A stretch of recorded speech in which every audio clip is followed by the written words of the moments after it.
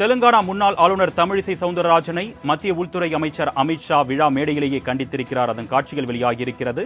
தொடர்பான அண்மை செய்தியை நாம் பார்த்துக் கொண்டிருக்கிறோம். கூடுதல் விவரங்களை செய்தியாளர் நந்தினி வழங்க நாம் கேட்கலாம். வணக்கம் நந்தினி, தொடர்பான கூடுதல் விவரங்கள். வணக்கம் அருணேஷ். பாஜக மாநில முன்னாள் தலைவர் தமிழிசை சவுந்தரராஜனை மத்திய உள்துறை அமைச்சர் அமித்ஷா கண்டித்திருப்பதாக தற்போது தகவல் என்பது வெளியாகியிருக்கிறது. அதற்கான காட்சிகளும் தற்போது வெளியாகியிருக்கிறது.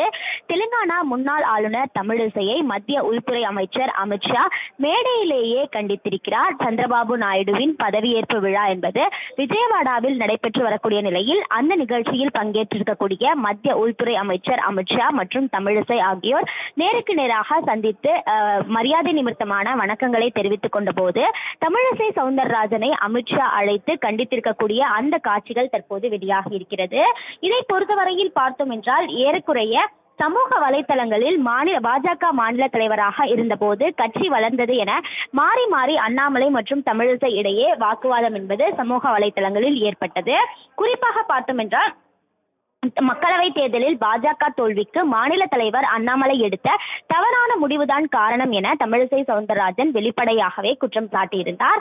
அதிமுகவுடன் கூட்டணி அமைத்திருந்தால் 20 இடங்களிலாவது வெற்றி பெற்றிருக்கலாம் என்றும் ஒரு கருத்தை தெரிவித்திருந்தார்.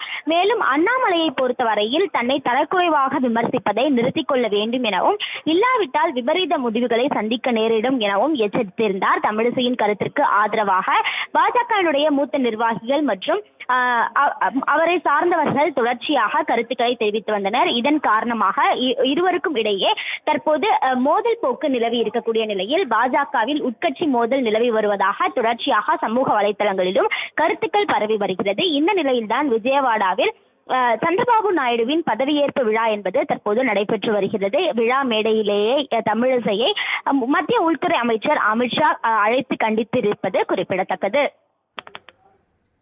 விவரங்களுக்கு நன்றி நந்தினி.